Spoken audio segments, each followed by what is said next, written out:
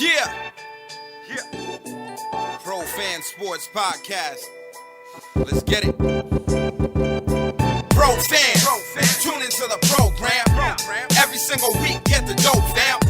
Sean on the mic, very flat too. Keep you updated, that's what we do. Pro Fan. Tune into the program. Pro Fan. Tune into the program. Pro Fan. Tune into the program. Every single week, get the dope, fam.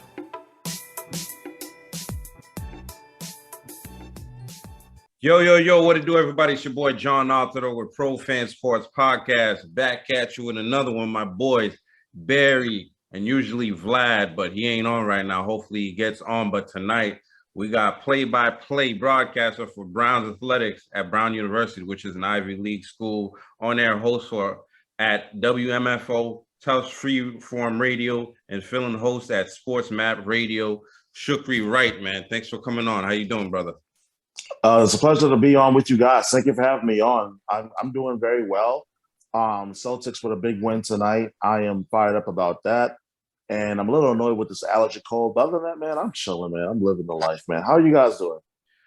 Hey, man, we're doing well, you know. Celtics, very well, absolutely. You know, after this game tonight, you know, Celtics came away.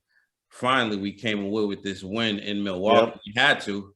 You know, we had to. I think, you know, the game started off, I mean, we won it 116-108. You know, Al Horford had a big game. You know, without Al Horford, we wouldn't win tonight. Jason Tatum finally woke up at some point in the game, man. And I think, you know, now that the series is tied 2-2, now we're really in a series, and the series shifts back to Boston on Wednesday for Game 5, man. But what were your thoughts on the game? And, you know, I definitely know it was a frustrating game. Oh, it was. I mean, because it felt like at the beginning that the Boston Celtics were having some of the problems that they had in Game 3. Like, they were, like, at times, I felt like, especially in the first half, they weren't taking advantage of opportunities, and they got to a very cold start offensively as well. But the more I watched Al Horford in the first half, I kept saying to myself, and I even tweeted this, yo, Al Horford's really keeping us in this game. He's really keeping us in this game. And then when the fourth quarter came around, it was like the man just stepped up in ways that I don't think Brad Stevens would have envisioned when he made that trade with OKC to send Kemba Walker over to the Thunder.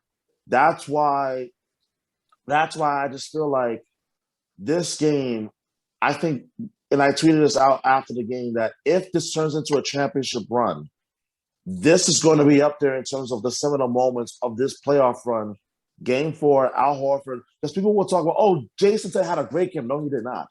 Tatum did not have a great game. He finally broke out of his offensive slump in the fourth quarter because he did not have a good game in Game 3 where he only scored 10 points. But it was Al Horford who really carried this team and really made sure everybody kept their poise, especially when it mattered most, when the Celtics were finally able to close that gap. Because there were times where they would be down by 8 and it felt like Milwaukee could not pull away, but Al Horford kept them in it.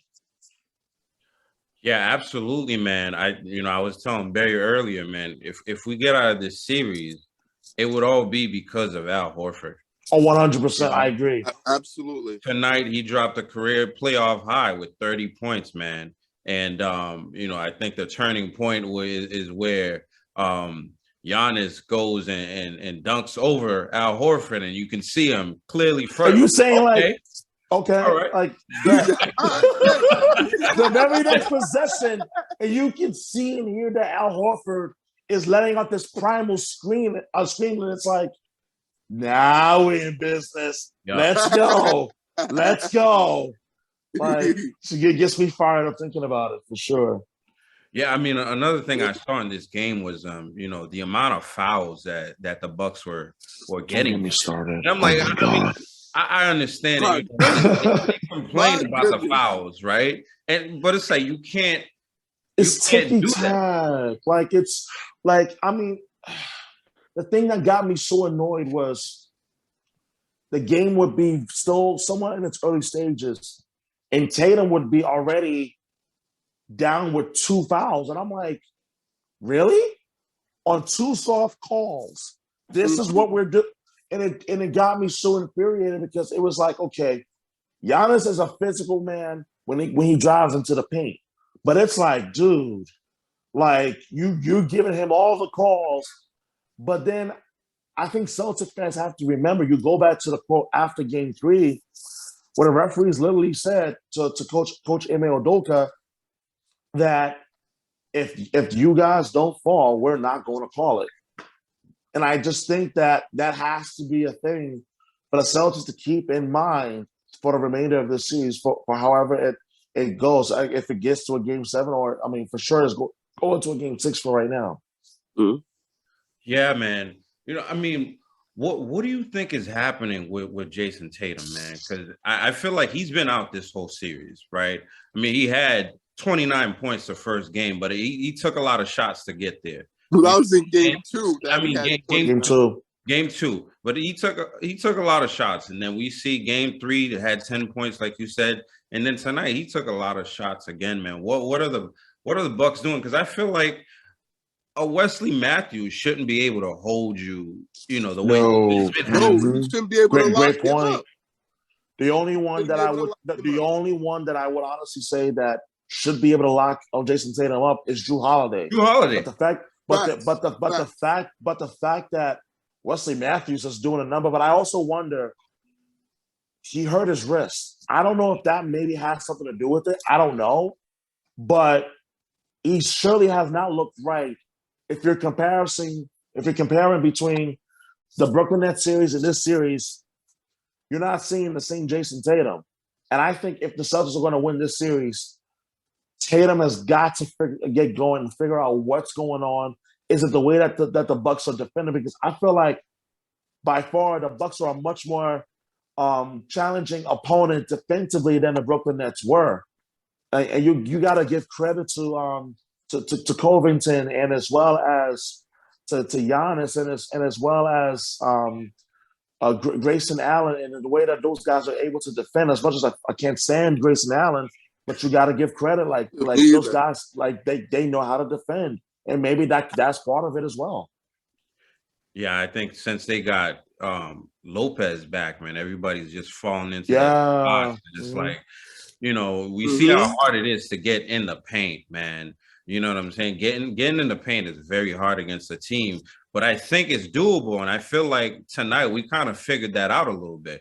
You know, we saw Marcus Smart, you know, kind of backed up Jrue Holiday in there a few times. I wholeheartedly and posted him up, right? And you know, and honestly, don't be surprised come game 5, you see Marcus Smart really exploit that even more, because I really felt like in that moment he, like a light bulb just finally switched. It was like he figured it out. It was like, okay, I know how I'm gonna attack you guys now. I think expect him to exploit that even more come game 5. And I think Jason Tatum should be doing the same thing too, man. You know, like playing in the post, ultra aggressive. But you know, Jason Tatum, you got to do the same thing, man. And you know, that brings me back to a video I saw, you know, with him and Ime Udoka prior to the season. I think in the Olympics, in the Summer Olympics, he's like bully ball. And Jason Tatum does this little finesse thing, and he's like, "That's not bully ball." And it's like tonight, I saw him, you know, at the end of the game there, you know, he was willing his way into the paint and, you know, going at the rim. And I feel like if he's not doing that and being scared, and also his shot selection, I feel like he was actually shooting the ball when he should have been shooting the ball tonight. Absolutely, and I think that the shot selection definitely has been better. And at one point, I was beginning to wonder, are these guys like legitimately settling for just jump shots, or are they actually having a difficult time driving into the paint, you know, like pulling up in the post, and sort of the way that the Bucks are setting up when they're defending their half of the court. So I'm glad that the Celtics were able to figure out something, because I just felt like even with the series shifting back here for game 5, I do think that if you're the Boston Celtics, you have to be thinking perhaps that there are two things that you finally figured out tonight. Marcus Smart being able to exploit a weakness in the Bucks defense in terms of how they defend against him. And then number two, Al Horford has really elevated his status in terms of just how vital and how important he is to the Celtics offense. As much as the national partners will say, well, Tatum and Brown, I honestly think that Al Horford is now in that conversation. Yeah, no question. Absolutely. Especially in the playoffs. I mean, that's why they would call him, playoff Al. I mean, he's certainly been not a guy that playoff not average Al, playoff Al. Right? Al, exactly. Put some respect on that man's name, as he definitely deserves it tonight. He was the guy that every time the Bucks made a run and went, up double digits or looked like they were gonna pull away, he would always, hit a big shot or hit a couple, shots to keep it in it and kind of like weather the storm and and take those punches that they were getting. And he also was one of the primary defenders on Giannis, because so not only did he have to score and get you 30 tonight, but he also had to defend Giannis because Grant Williams was in foul trouble, and he was out pretty much all of the fourth quarter and most of the second half due to the foul trouble he was in. And then obviously Rob Williams was out tonight, so that's another big that they missed. That wasn't a big body that they didn't have, and a guy that gives them a good presence in the paint and good rim protector. So like it was pretty much on him to not only score and get you buckets offensively since but also defending. Yeah, exactly right. He had to spend a lot of energy. So like he was really probably the second most dominating player on the floor besides Giannis. Obviously, Giannis dominated like he always does. I mean, it's Giannis. We come to expect that. Like, that's what he does. Like, he's going to give you a 35, 40 points, a game, like, easily. Like, we accepted that. But Barry, right. I also want to point this out as well. I'm not sure if you guys noticed this, but you noticed how willing Marcus Smart was willing to take those charges, those hard, like especially that offensive foul that was called on Giannis. Key. We thought that was key. Yeah, that was a key moment right there. And I think that in itself told me right then and there, like he was like, okay, we'll take it. We'll take the hard charge to the chest. But we'll get possession back of the basketball, and that's how we're going to move. And I just thought that small moment loomed larger in terms of the bigger picture scheme of things here in Game 4. For sure, and the thing that that's definitely a great point, and I absolutely agree with that.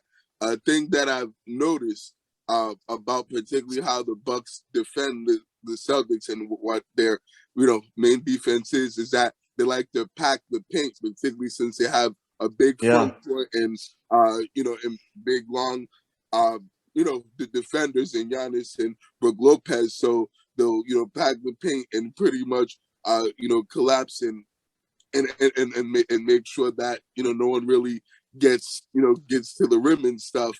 But they'll be willing and are acceptable to giving up those threes. So that's why you see the Celtics taking a lot of threes and getting a lot of open looks from three. And that's why they, were settling a lot. A lot of people were texting me and complaining to me, oh, why are the, Celtics keep shooting threes and not driving to the basket and not going to the I asked that same question, Barry.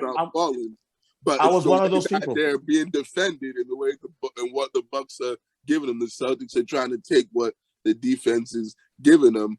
And they weren't able to hit shots in that first half with the exception of Al Horford. But luckily in the second half, they were able to make some shots and, make them pay for, for having like a wall and packing the paint and stopping, dribble penetration. So I wanted to ask you, my friend, so what are the keys for the Celtics to win this series, and how do you see the rest of this series playing out for the Celtics and the Bucks? What are you thinking? 3 points. Number one, I said this at the beginning of the series. The series will be won at the 3-point line. And I meant that.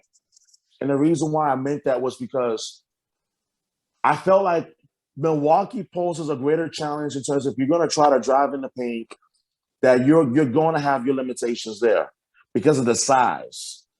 And as well as the physicality as well. That's one. Number two, points in the paint. Massively important in tonight's game. The Celtics had 48 points in the paint. Their previous high was 32. The most in the series, right? Right. The previous high was 32. And Crazy. In a series like this, you have to win that battle. And you can go check the tweets from earlier tonight. And I said this. One of my followers tweeted at me during the game. And I quote tweeted, I said, listen, they're not winning this game if they are getting out-muscled on the boards. They have to do a better job, especially with the offensive rebounds. There is no reason why, and I get that Giannis Antetokounmpo is a specimen. I get that. But there's no reason why you should be getting out-muscled on the boards.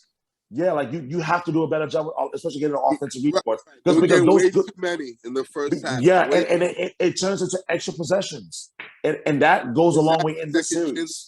Yep.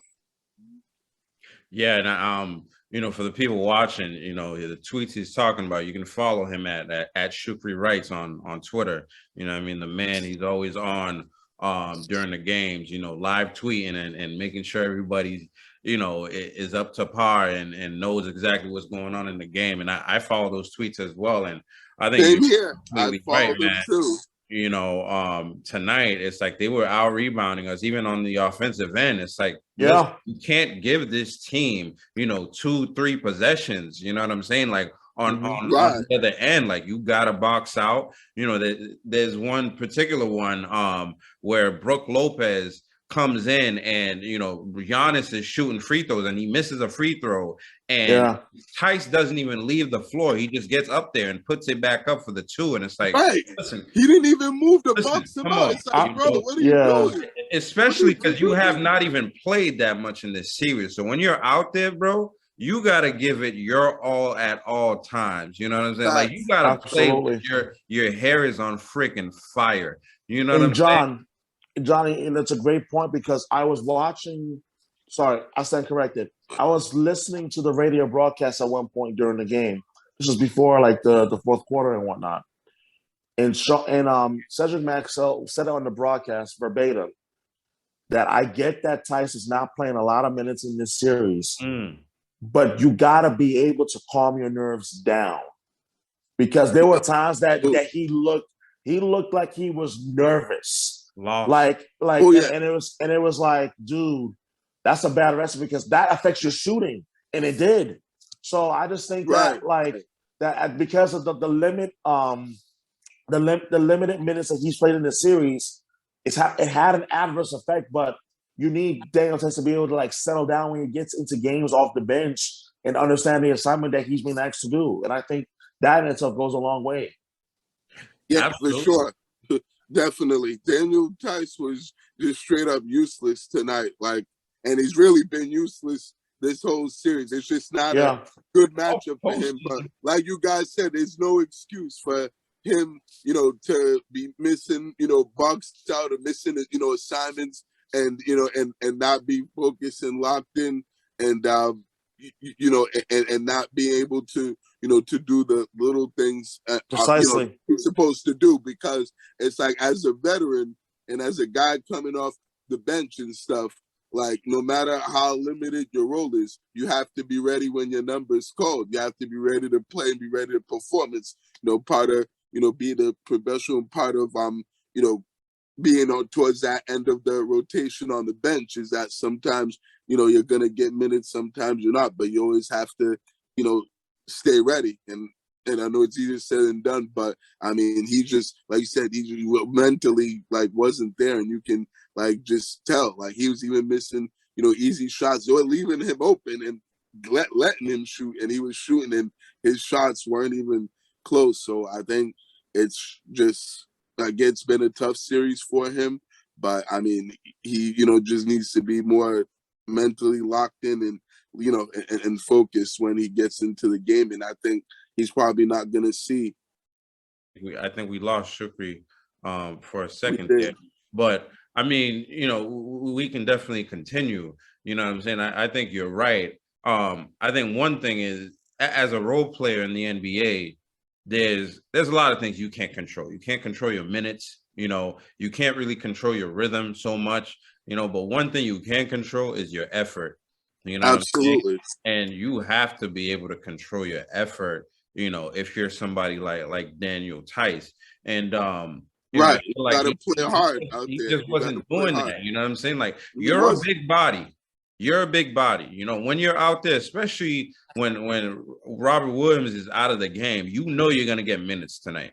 You know right, what I'm and Grant Williams you have to be ready. So we're down 2 bigs. You have to be ready. No Rob Williams, and then Grant Williams in foul trouble, so they couldn't really have him out there and stuff. So it's like, Horford's the only big that they could have this. So you got to know that you're going to be able to actually have an opportunity to play some, a good amount of minutes and get a good amount of time on the court. So, you know what I'm saying? You just have to, be able to take advantage of your opportunity and make the most of it. And unfortunately, he didn't do that tonight. Yeah, you have to be ready. Good thing we got Shukri back. We were just talking about, effort, and I'm saying, for somebody like Daniel Tice, it's not much you can control, but one thing you can control is effort. And I feel like, that's one thing he needs to focus on, especially with Robert Williams out. Surprisingly, he was out. I mean, not surprisingly, because the guy's coming off of surgery and stuff like that. But one guy, I feel like we should talk about is Derek White, man. You know what I'm saying? Great point. Yeah. I think we've all been giving him shit this whole series.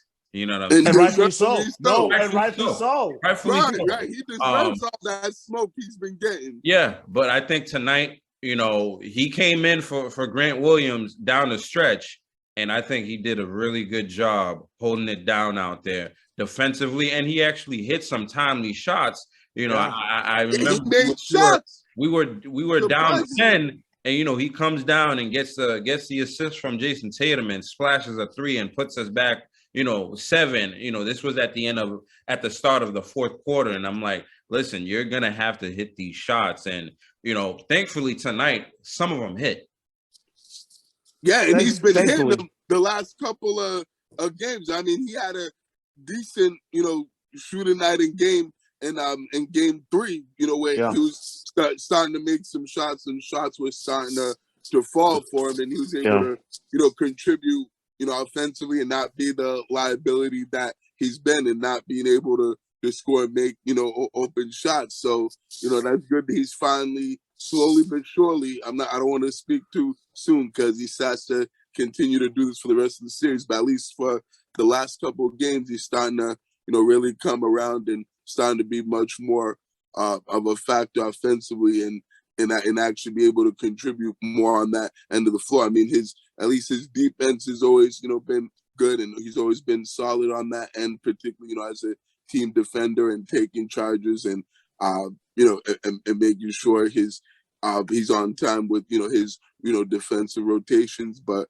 certainly offensively is where he's really had his struggles and stuff, and certainly he's looked much better, and he's shooting with more confidence. I feel like those roles were starting to get you, because it's a mental thing when you're in a slump and it and shots aren't falling. I think that gets in certain guys' heads. So I think seeing a couple of balls going and really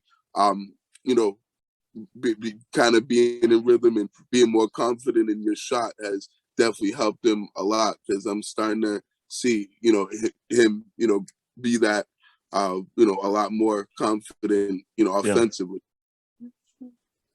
I think that there was a couple of games I feel like White was in a slump, and even then, like it was actually infuriating to watch him play. In which that, like, there are moments I can remember thinking to myself, "The hell is this guy doing? Like, what? Why are you doing this here? Like, why are you doing that here?" And it was just so frustrating to watch. But I do think tonight he really looked as if that he understood his role and he did it well. I'll give him that credit.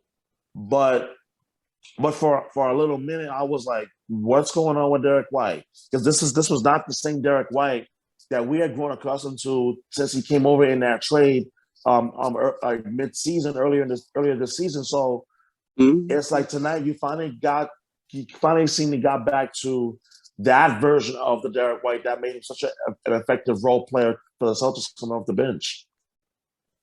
Yeah, absolutely, man. Definitely. Yeah, I mean, this game right here, I feel like it was the most important game of the season. You know, by far, hands down. You know, no question about it. Did I think we were gonna win the game? You know, by almost 10 points. I didn't think so. You know, the way that the game started, no way. Any Celtic fan that said that they knew is a freaking liar. Like the way that the game started and the way that Milwaukee came out shooting and blazing, it was like, damn, okay. Now this team was already down by 10 points, and I kept saying they should be down by a lot more. But for some reason, Milwaukee could not put them away. And we obviously know the reason why, but no, it was absolutely maddening to watch at one point during this game where it was like the Celtics were right there, but they just seemingly could not figure out that final puzzle to finally at least push that offense over the top to get them finally rolling, and they finally were able to figure it out in the second half. Yeah, absolutely, man. No, for sure.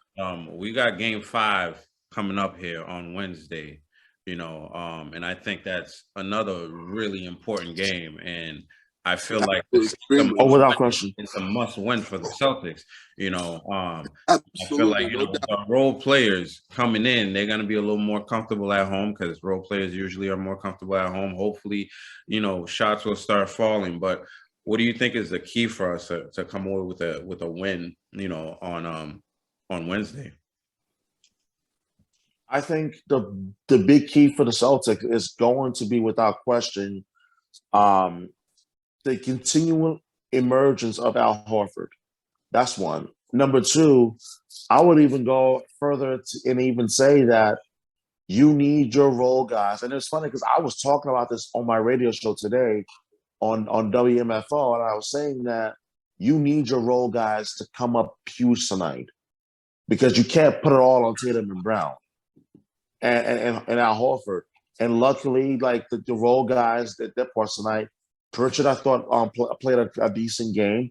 I thought that Derek White looked better tonight than he did in the previous 2 games, and I definitely got to give credit to, I also got to give credit to. I'm sorry, I'm like literally drawing a blank, but I'm gonna just keep pushing forward. But you got to give credit to other role players that came up huge tonight, and I just think that going into Game 5, like you need Tatum to figure things out, and I hope that he takes the good from this fourth quarter and implements it into Game 5. In which that I just think that if you're the Celtics, if you can win Game 5 at home, and you know that you can win on the road, you're what 3-1 on the road this postseason. Mm-hmm. So I think it's going to be absolutely imperative that Tatum takes this fourth quarter and carries it into the entirety of Game 5. Nah, for sure he has to, without question. That's going to be a big thing. Is, you know, can he continue to, you know, to score and then shoot as well as he did in the fourth quarter? And I think they also got to get, Jaylen Brown going. I think he was pretty, you know, quiet tonight. The foul trouble. I know he was in foul trouble. Foul trouble, yeah. So that I know affects your aggressiveness in the way that you play. No, it does. and It definitely hopefully, does. Yeah. yeah, hopefully they can be able, he'll be able to be out of foul trouble next game, and and I'm sure he'll play much better, and and be have much more of an impact on the game. I think a player that I'm starting to like, and can't believe you saying this because I used to kind of shit on this player. I think we all did as Celtic fans. I think is a big player in this series, and that we need to stay in not be in foul trouble is Grant Williams. I think if we can Yes. keep him out of foul trouble, keep him on the floor, he does the best job in guarding Giannis out of all the defenders. I mean, with all due respect to Al Horford, he did a decent job tonight, but there's only so much he can do. But certainly Grant Williams, keeping him on the floor, keeping him against Giannis, and then also with his improved shooting, from 3-point, particularly from the corners of the spot up shooter. I think that's certainly going to be big in Game 5, is being able to have him be more of a part of the game, and to have him play more minutes, and not to say and stay out of foul trouble, because he's now one of their most important players on the team and in that rotation without question. But before we go, I know we got to wrap up. I had to I have to ask you a Bruins question, because I know you're a big Bruins guy. Oh, hold on. Before we get into the Bruins, tonight, my fault, John. Al and Jason scored 30. Smart and Brown scored 18. Grant Williams got 9, and Derek White got 11. So before you ask that question, I just appreciate you coming in here and talking to us about the Celtics. Sure. And hopefully, we take this next game. But like Barry was saying, we're wrapping it up because it is getting pretty late. We're doing this Absolutely. We're dedicated guys here, man, trying to get this in here, So just Exactly. want to let you know, we really appreciate you coming on here and giving us this time. Go ahead, Barry. Yeah, thank you, John. And sorry that he didn't let you wrap up there, but just wanted to get a Bruin question in before we finish. So what has changed from the first 2 games to the last 2 games? For the Boston Bruins, because they seem like a completely different team now than they did in the beginning of the series against Carolina. And how do you see the rest of the series playing out, and and end up resulting in? Do you see the Bruins taking it, or the Hurricanes taking it? What do you think? I think for me, the biggest change in the series has been so far 2 things: change in goalie, Swayman. Number 2, the insertion of Chris Wagner into the lineup. Because I said it after Game 2 that Cassidy needs to put on Chris Wagner into the lineup, and that move has absolutely paid off dividends. And then also, I would even go further and say that reuniting that perfection line together has been critical. Absolutely. Has been critical in this series, because if you think about it, I go back to 2019, the 2019 Eastern Conference Finals, 2020, the first round series in the bubble against Carolina, when the perfection line is playing together against this Carolina team. It just seemed like that line has that team's number, and like they've dominated. And Game 4 was another example of that.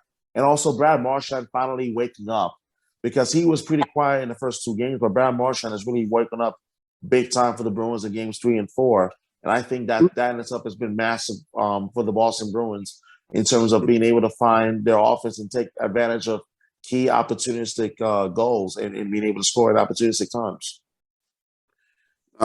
For sure.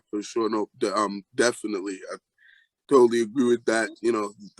Those things have certainly been big adjustments that Bruce Cassidy's made, and things that have really gone the Bruins way, and then also things that they have taken advantage of in the series. I feel that they certainly looked dead in the water and looked bad. Those first two games, I was, horrific and pathetic with the performance that they had in Carolina. But certainly since these last two games, since they put the perfection line back together, I feel like swimming is giving them new life. Yeah. And I feel like even those third and fourth lines have played well and been solid too. Even that goal with that Charlie Cole had, that got them really right. Massive. That short-handed one. In the series, like that brought life back into the Bruins and got the crowd into it and the rest of the guys into it. And I think, Pasternak's been another good one. Bergeron's been phenomenal and outstanding. I think he's been their best player of the series thus far. So I think certainly I like what I'm seeing from this team. I'm hoping they can be able to pull one out in Carolina. I'm still a little bit worried about how they can perform in Carolina. But I mean, they're certainly a battle-tested team and have been through a lot of, tough games, particularly on the road. So I do have some confidence that they'll be able to figure out how to steal one in Carolina. But Carolina's tough at home, so I'm looking forward to seeing what happens on Tuesday night in Game 5 in Carolina. Absolutely. It's going to be fascinating to see if they can carry the momentum that they've garnered from being at home for Game 3 and 4, steal a win on the road, and then win it at home in Game 6. I think that's what's going to end up happening, and I definitely look forward to Game 5 tomorrow night for sure. Yeah, I got them winning in 7. I think they'll win in 7. The Bruins. This guy. That's Shukri, before we go, I'm gonna let you go right after this, man. I think I'd be remiss if I didn't highlight everything you're doing in the media as far all the work that you're doing and on radio and on social media and putting your stuff out there. And I know a lot of people are trying to make their way to this industry. Do you have any advice for people out there trying to look at becoming part of this industry and doing the kind of stuff that we're doing here? I think the number one advice that I would give is be your authentic self and not be afraid to grind. Because I think this industry will test you in terms of how much you really love it, and you have to be willing to put in the work. Like, you just never know when opportunities are going to come about. Like, most notably, when I was hired to call Brown Bears Athletics for Brown University on ESPN Plus. I think that in itself it literally came out of nowhere. Like it did. Like, I didn't apply for it. Like, someone reached out, saw my work on LinkedIn, and I was offered the opportunity that very same day. And I definitely think that in itself spoke so much to, one, my willingness to put in the work, and two, the grind. And I think that it cannot be understated, like, how important it is to grind. If you want to do play-by-play, you have to be willing to work on your craft, be willing to get better at what you do. You want to be a radio host, be willing to get up and go do a radio show, whether it be at 6 a.m. on a weekday or 6 a.m. on a Saturday morning. You have to be willing to do those things and put in the work. It doesn't happen overnight. You have to constantly work and improve upon your craft. Absolutely, man. And we interview a lot of guys, and I feel like majority of you guys is telling us the same thing. So people listening out there, man, this shit ain't easy. You got to be consistent. And you got to be up, late night, almost at midnight, talking about the game that just happened. So, Shukri, man, again, It was a real pleasure to have you on, man. We're going to let you go. Have a good night, brother. And you're welcome anytime to come on Pro Fan Sports Podcast. I appreciate it, guys. Thank you guys for having me on. Just let me know, and hopefully we can be able to coordinate between like schedules and whatnot, and then make it happen. But I'll be more than happy to come on again, for sure. Absolutely, man. Have a good night. All right, my pleasure. Have a good night, guys. Pleasure meeting you, man. Thanks so much for coming on. It was definitely an honor and a pleasure having you. And look forward to having you back on soon, especially if the Bruins or Celtics make a championship run and go deep into the playoffs. They would love to have you back on there then. So fingers crossed, at least one of the two is able to make that happen. Absolutely. I look forward to it for sure, God willing. Thank you guys for having me on. And then keep doing your thing, man. Salute to you. We see you out there grinding and doing big things. So much respect. You know, keep doing big things and putting in work. My pleasure. Thank you guys so much. Thank you. Take care. Have a good night, man. God bless. Thank you. Have a good night. Yes, so that was Shukri Wright. Again, you know, if you are listening and watching, make sure you're following him at Shukri Wrights on Twitter. You know, the guy got the content all day. Make sure you're following us too, man. We're on everything at Pro Fan Sports, on everything, whether that's TikTok, you know, Tumblr, Facebook at Pro Fan Sports, except for Instagram, and that's ProFans_sports. You know, he gets you updated on everything. You know, Vlad, I don't know where you at. Vlad's probably still watching the game. You know, he's probably still in like the third quarter, man. I don't know. Oh man, come on, bro. Come on, man. But you know, Vlad, we missed you tonight, man, and hopefully you can make the next one. But until next episode, man, we'll holler at y'all. Peace out. Peace. Have a good one, guys. See y'all next week on the episode 113. So we'll see you then. Crazy.